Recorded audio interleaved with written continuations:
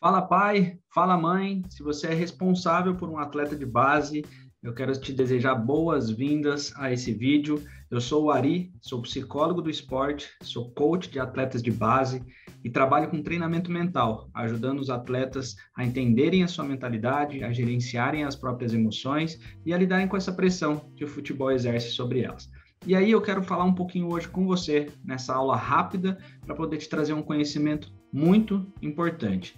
E se você não tiver acesso a esse conhecimento, se você não entender a importância que existe neste conhecimento, com certeza a vida, com certeza fica muito mais difícil lidar com o seu atleta adolescente, né, com o seu filho adolescente. Então eu vou compartilhar aqui a tela com vocês, para a gente poder começar essa conversa e começar a passar para vocês realmente esse conhecimento. E essa primeira pergunta que eu faço: você, pai, mãe, responsável por atleta de base, você imagina como que o seu filho lida com a pressão no futebol? E aqui eu não preciso nem ser muito extenso para poder falar sobre o quanto de pressão que existe nesse meio, que existe nesse mercado. Eu sei que todos os outros mercados tem pressão, né? Eu sei que imagino que você trabalhe para uma empresa ou tenha a sua própria empresa, e imagino que exista sim pressão dentro do seu mercado de trabalho, dentro de onde você trabalha. Porém, quando a gente vai para o futebol e a coisa fica um pouco mais específica, a gente está falando de uma pressão, de um mundo muito hostil e às vezes até injusto, mas que quem está envolvido ali, além, é lógico, dos profissionais, dos adultos, da comissão técnica, são crianças e são adolescentes. Eu fico imaginando como que eu me sairia se com 13 anos eu fosse demitido. Eu tive uma experiência de ser demitido de uma empresa e eu já tinha quase 30 e foi bem ruim, confesso. Foi bem ruim e foi muito difícil lidar com tudo isso. E aí eu imagino quando alguém senta com o seu filho e olha para a cara dele, olha para o rosto, para o olho dele e fala assim: olha, infelizmente a gente não conta mais com você aqui no nosso time, você pode aqui estar suas documentações, você pode ir embora. É muito difícil emocionalmente lidar com isso, racionalmente lidar com isso. Então a gente precisa começar a pensar: como será que meu filho lida com essa pressão toda?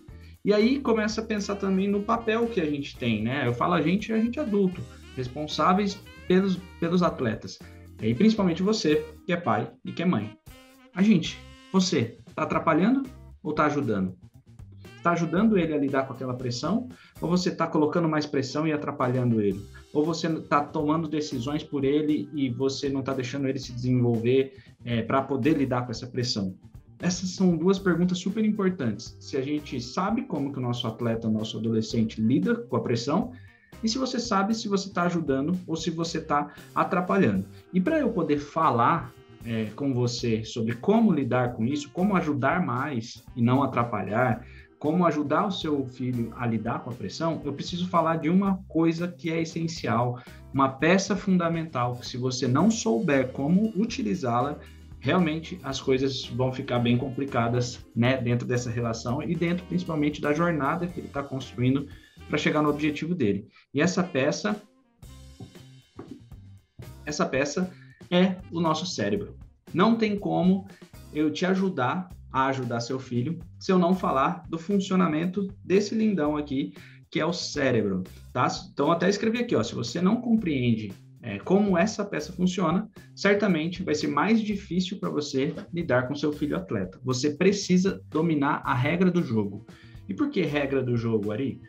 Porque o cérebro, ele funciona igual em todos os seres humanos. Lógico que aqui eu vou abrir um parêntese que se a pessoa tem um diagnóstico patológico, se ela tem alguma anomalia, alguma deficiência anatômica no cérebro, sofreu algum acidente, né, tem alguma doença mental, é lógico que ela não se enquadra dentro disso que eu estou falando.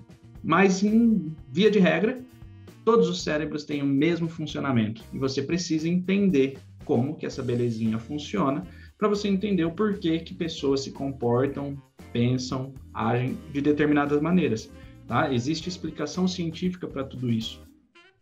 Então, eu vou te explicar aqui um pouco sobre o cérebro, tá? E para te explicar de uma maneira mais simples, porque esse é o órgão mais complexo do nosso corpo, né? Mais interessante, essa máquina, né? Eu trouxe uma teoria de um neurocientista, tá? Do Paul MacLean, que ele, metaforicamente, ele divide o cérebro em 3 camadas, e ele chama isso de cérebro trino, tá?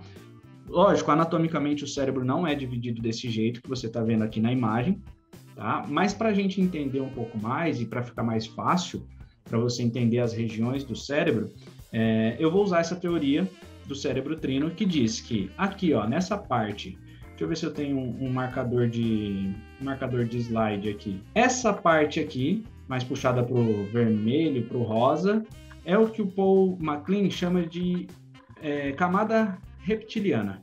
É o cérebro reptiliano. Por quê? Aqui ficam as atividades e as funções referentes aos estímulos instintivos. Então, são respostas automáticas. Por exemplo, o seu batimento cardíaco, por exemplo, a sudorese, por exemplo, o controle e o ajuste de temperatura, tá? Tudo que é automático está aqui, nessa área, tá? A gente tem o meio do cérebro, a camada do meio, que é o sistema límbico. Ali é a área responsável por toda a orquestra emocional. É ali onde se desenvolvem as emoções, os sentimentos, as emoções mais complexas. São aqui, nessa área amarelinha aqui que você está vendo nessa imagem. E tem a terceira camada, que é o neocórtex, que é o novo cérebro, é a parte racional, tá? Deixa eu puxar eu para cá. É a parte racional, também responsável pela organização dos pensamentos. Então, basicamente, gente, o que a gente está vendo aqui? Lembra aquela metáfora que a gente sempre usa, tipo, razão e emoção, razão e emoção? Neurologicamente, biologicamente, o que é a razão e a emoção? É isso aqui, tá? O que é responsável pela razão?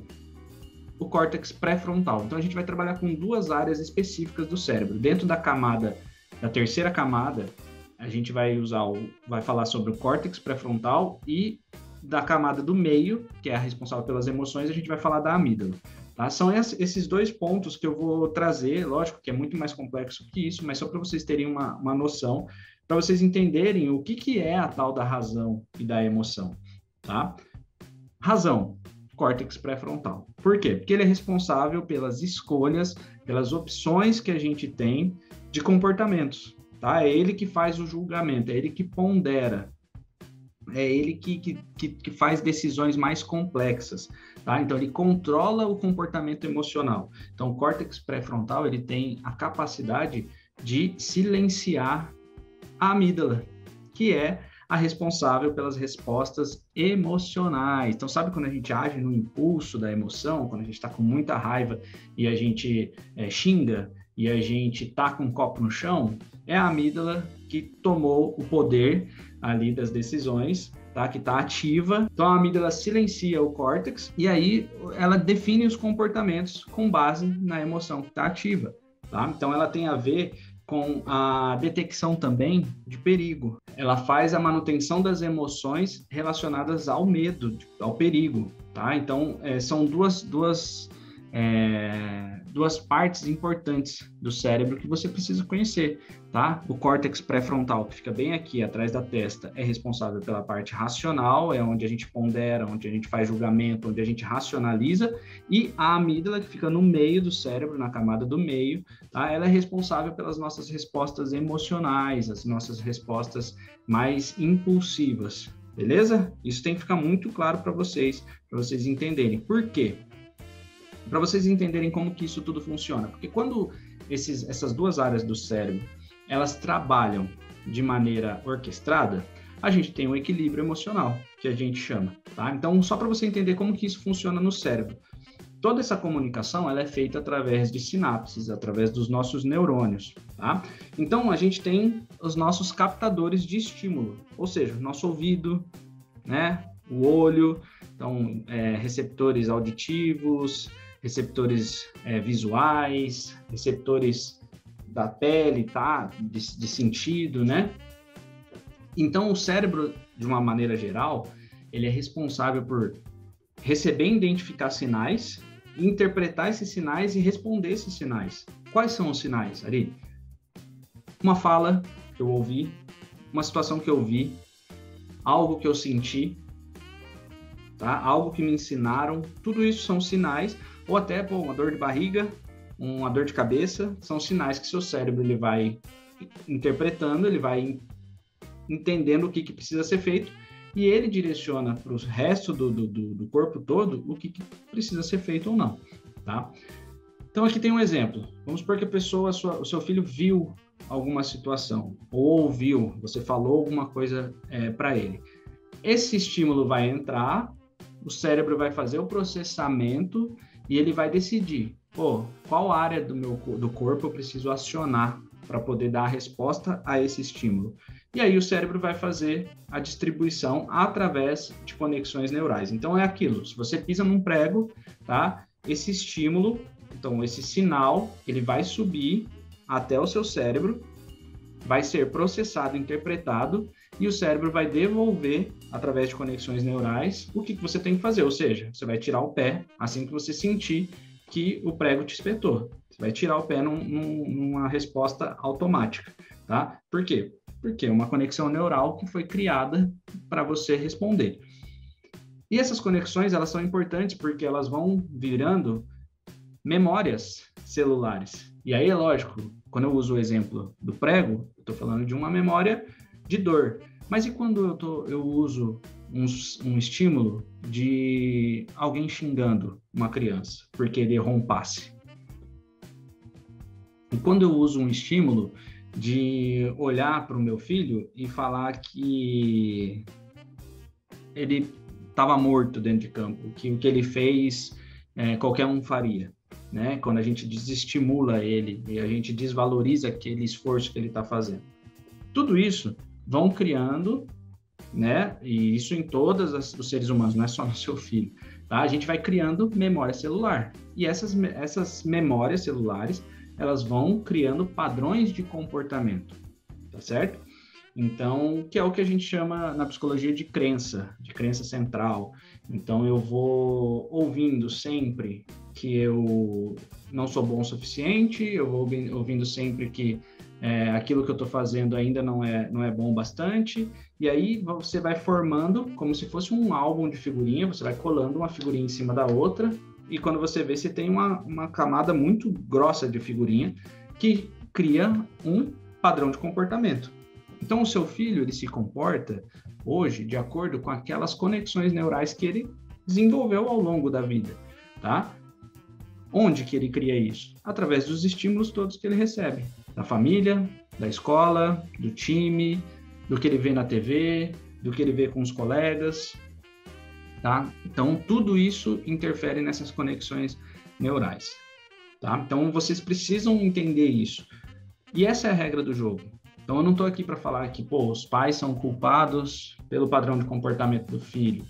Eu não estou aqui para falar que, o pai, a mãe tem culpa disso ou culpa daquilo. Eu estou aqui para falar para vocês como que é a regra do jogo. O cérebro, ele faz isso. Então, ele faz as conexões neurais. Se as conexões neurais, elas trazem um impacto emocional mais forte, a conexão em si já fica mais forte. E é aí que se geram os traumas, é aí que se geram os medos, a falta de confiança, e é aí que se gera também o contrário, né? A confiança, aí que se gera a autonomia. Então, não concordo com isso, né? Concordo que vocês, pais, tenham essa responsabilidade? Não, mas é assim, é o jogo, tá? O jogo é esse. E vocês precisam saber e ter o domínio dessa regra do jogo. E aí é a pergunta que eu tenho para você refletir. Você contribui para a criação de um padrão de comportamento bom ou para a criação de um padrão de comportamento ruim do seu filho? Qual é o estímulo que você está dando? Qual sinal você está dando para o cérebro do seu filho interpretar? E aqui eu não estou falando de exemplo, eu estou falando de sinal, de estímulo. Que ambiente você coloca ele? que fala você tem com ele? Como que você estimula o desenvolvimento cerebral dele, tá? Porque existem algumas coisas muito importantes que os pais não sabem. E aqui, olha que interessante isso. Vocês lembram o que eu expliquei sobre o córtex? O córtex é o quê? É a nossa parte racional, tá certo? A gente, lógico, nasce com córtex pré-frontal. Só que ele não está 100% ativo desde o nosso nascimento. E olha que interessante. Deixa eu ver se eu pego meu marca-texto aqui de novo para vocês. Só para vocês enxergarem isso. Aqui. Olha que interessante. Cadê? Aqui. Essa parte verdinha é o córtex, tá? Ó, tá vendo? É o córtex. E o que acontece? Quando que o córtex ele fica completamente ativo e desenvolvido? Entre os 20 e os 25 anos. E aí, cara, olha isso que importante. Mãe, pai, olha isso que importante. Você está lidando com um ser humano em que, biologicamente, não tem o cérebro dele 100% desenvolvido e ativo. Não existe a mínima possibilidade de que ele tenha a mesma capacidade que você, adulto, de tomar decisões, de ponderar e de julgar. Por quê? Porque o córtex pré-frontal dele não está 100% ativo. E aí, o que acontece nessa idade? Tá? Na infância e na adolescência. O sistema límbico, que é aquela segunda camada, a parte da amígdala, tem um lugarzinho lá que chama o estriado, é uma área do cérebro bem na área das emoções, que ele se ativa e ele fala assim, bom, gente, já que o córtex pré-frontal ele não está pronto o suficiente, o que eu vou fazer? Deixa que eu cuido disso por enquanto. Então, ele se coloca, né, como um cara prestativo e deixa que eu cuido disso por enquanto. E aí, o que acontece nessa fase? Todas as decisões, ponderações e julgamentos que o adolescente precisa fazer, ele tem a ajuda da segunda camada, do sistema límbico, da amígdala, do estriado. E aí ele faz o quê? Age no impulso. Ele toma decisões de maneira emocional, de maneira impulsiva, porque ele biologicamente, neurologicamente, não tem essa área aqui, o CPF, que a gente chama, né, o córtex pré-frontal, 100% desenvolvido. E isso só vai ser 100% concluído, só vai estar definitivo depois dos 20. Lógico que algumas exceções um pouquinho antes, alguns um pouco depois, né? Mas se você não tem noção disso, olha o quanto que a gente consegue atrapalhar a vida e o desenvolvimento de uma pessoa. Por quê? Porque a gente fica esperando e cobrando que ela tenha atitudes que eu teria como adulto, só que ela não tem essa capacidade biológica para ter. Vocês conseguem entender isso que eu estou falando? Isso é muito sério e muito importante, porque se a gente não tem esse conhecimento, aí a gente se irrita porque o atleta, o adolescente, ele não escuta o que eu falo, ele não entende o que eu falo. Eu já falei 1000 vezes e ele não entende. Talvez ele não tenha essa capacidade ainda, né? E aí a gente tem uma missão junto a eles, tá? Então, só para vocês entenderem um pouco mais, eu trouxe aqui até alguns artigos que estudam exatamente essa questão da instabilidade do cérebro do adolescente, por ter essa questão do córtex ainda em desenvolvimento e a parte das emoções tomando conta. Olha esse artigo que legal, tá? Que fala sobre a impulsividade do adolescente. Para adolescente, ou é tudo ou é nada. E aí, aqui tem uma pesquisa, lógico, um gráfico desse artigo aqui, que mostra que se você pega e dá uma recompensa para um adolescente, e a recompensa é muito pequenininha, tá? A recompensa é muito pequenininha para ele, né? Ele olha e fala assim, pô, mas é isso que eu vou ganhar em troca? O que acontece com ele? Vou tirar isso aqui daqui. O que acontece com ele? Aqui, ó, recompensa pequena, ó, onde que vai o entusiasmo desse adolescente, ó, lá embaixo. E se a recompensa é grande, ó, recompensa grande, ele, ó, o tanto que ele fica empolgado. tanto que ele fica entusiasmado. Ou seja, ou é tudo, ou ele está super eufórico, ou é nada, ele está aí emburrado, né? Olha o adulto já que é diferente, olha como que a gente consegue já ponderar. Pô, recebi uma recompensa pequena, mas olha, a gente fica aqui, ó, beleza? A gente fica aqui.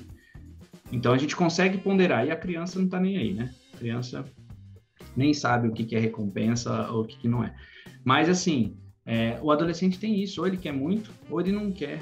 Ou ele gosta muito, ou ele não gosta. Então, as relações com os adolescentes, elas precisam ser à base de muita confiança. Você pode ver, a partir do momento que ele confia em alguém, aí ele consegue, né, tratar a relação de uma maneira diferente. Enquanto ele não confia, a gente daí começa a ter a impressão dele como muito tímido, muito antissocial, ou ao mesmo tempo, quando ele enturma, aí é a vida dele dentro daquela relação. Tá? Por quê? Porque é exatamente dessa forma que ele funciona. Tá? É muito impulsivo o adolescente. E tem outra coisa que eu tenho que te falar sobre o seu filho adolescente, é que ele é altamente influenciado pelos pares.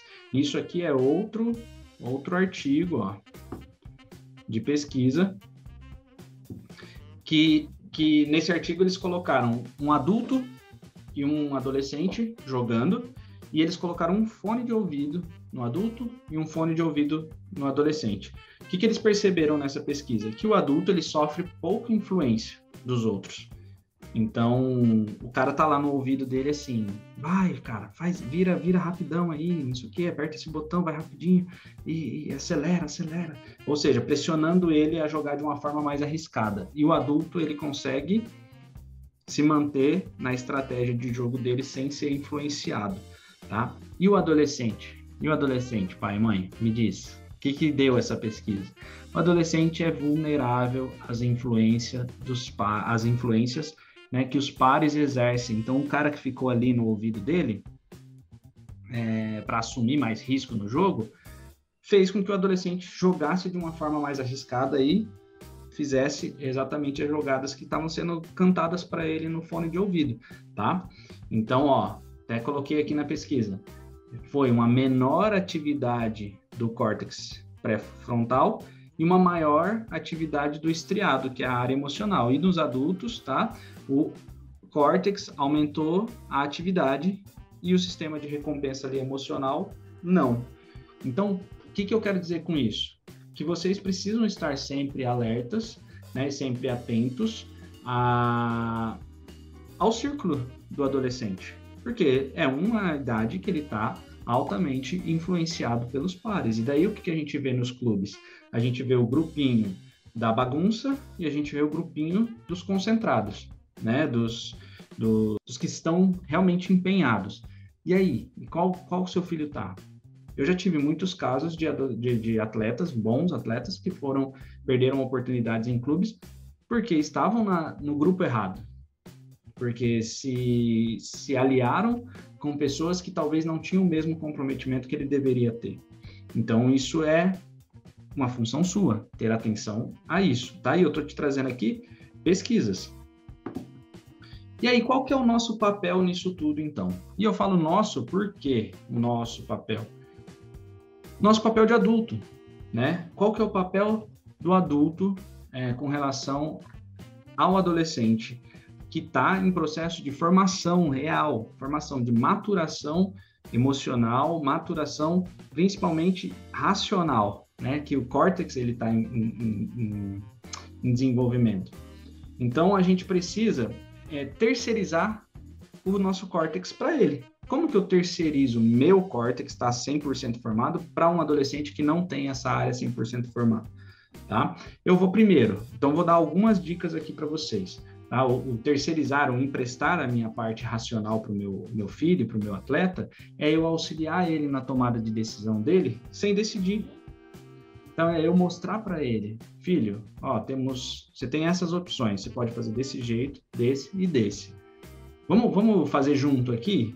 O que você ganha e o que você perde se você fizer desse jeito? O que você ganha, o que você perde se você fizer desse outro jeito? E desse outro jeito? E aí você vai jogando para ele as responsabilidades de poder refletir sobre. Então, para um adolescente, a gente dificilmente chega com a resposta pronta, porque toda vez que a gente chega com a resposta pronta, a gente vai direto ativar a questão emocional dele.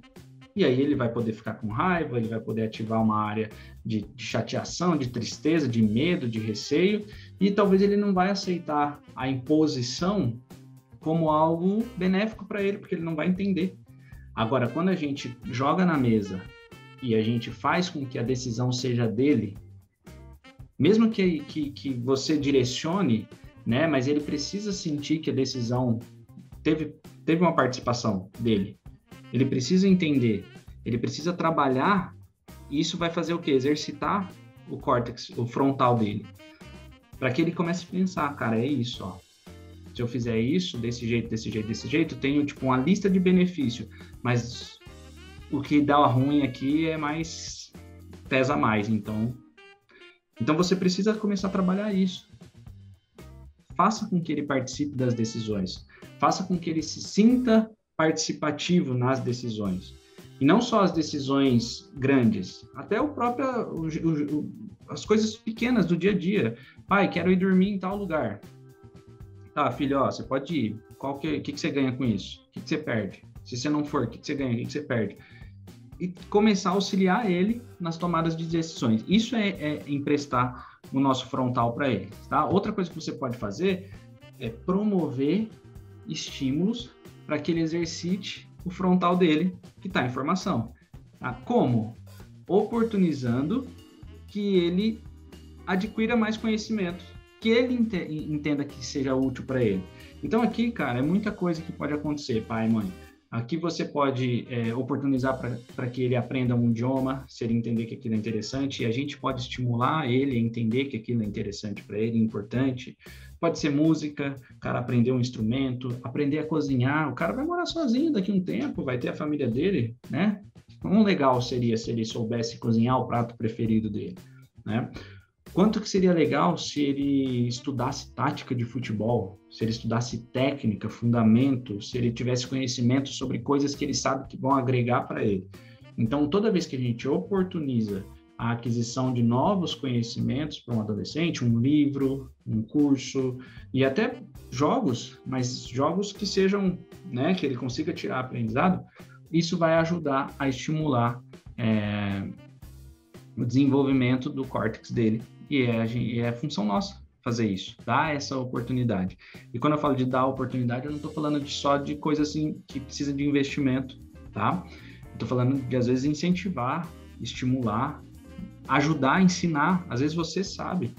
Às vezes você pode pegar um dia da sua semana e falar assim, filho, ó, tal, uma vez por semana, tal hora, o pai ou a mãe vai parar aqui e a gente vai te ensinar tal coisa. É isso, tá? É oportunizar a aquisição de conhecimentos. Outra coisa que você pode fazer é possibilitar a interação do seu filho com outros adolescentes ou com pessoas que estimulem boas práticas, tá? É ajudar o adolescente a criar um mastermind. Isso é uma coisa que eu faço. Então, todos os atletas que eu atendo, sempre que eu posso, eu tento juntar eles. Por quê? Porque eles têm uma coisa em comum. O que é em comum? O interesse por desenvolver mentalidade, o interesse por aprender sobre comportamento, por aprender técnicas para eles estarem melhores ali dentro de campo.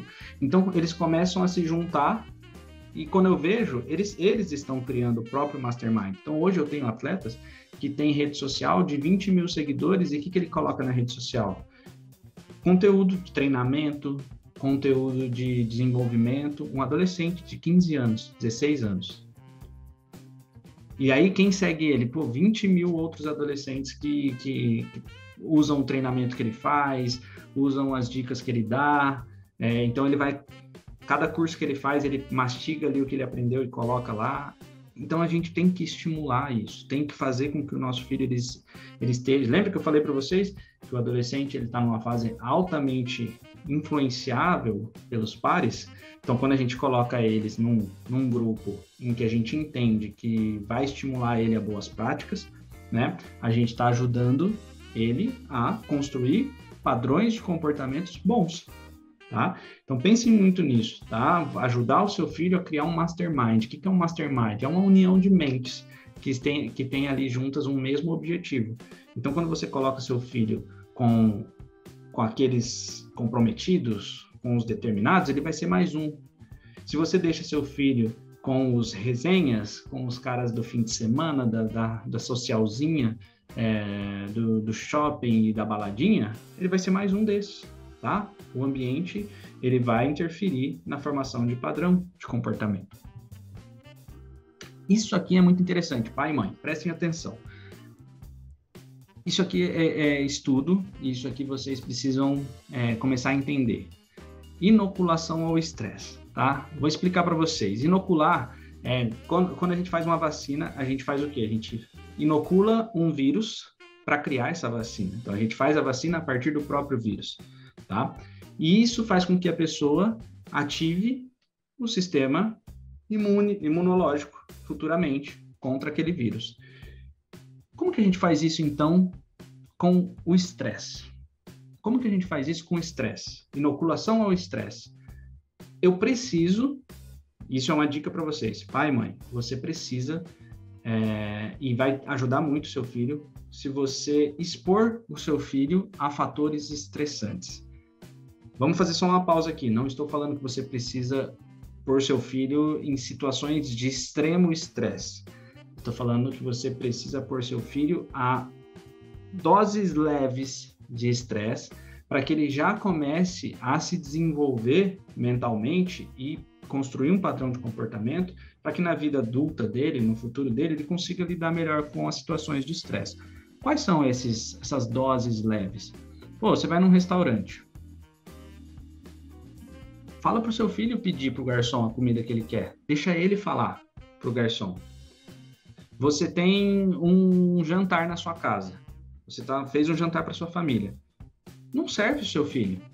Deixa ele se servir. Deixa ele cortar a carne dele. Isso é expor o filho a doses leves de estresse.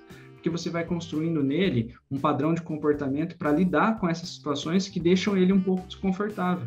Então, às vezes, ele vai lá no McDonald's com você. Fala para ele falar para a moça o que ele quer. Deixa ele falar. Isso é inoculação ao estresse. É você usar o próprio estresse em doses leves e adequadas para que ele já se exponha a isso e ele tenha facilidade na vida adulta para lidar com situações desse tipo. Porque senão, ele vai ser um menino que quando ele estiver lá com 15, 17, 20 anos e ele estiver longe de você, ele vai pedir para você ligar para o coordenador do clube dele porque ele não está ali do lado, mas ele não quer falar com o técnico. Então, você pode fazer dessa maneira, né? Usando essa questão de expor um pouco o seu filho a doses leves de estresse, tá? Ó, vou repetir aqui para depois não sair falando que o Ari, psicólogo, falou que eu tenho que fazer você ficar estressado, eu tenho que te estressar. Não, tá? Não confundam o estresse também com raiva, tá, gente? Aqui eu tô falando de estresse, que é aquilo que te libera mais cortisol.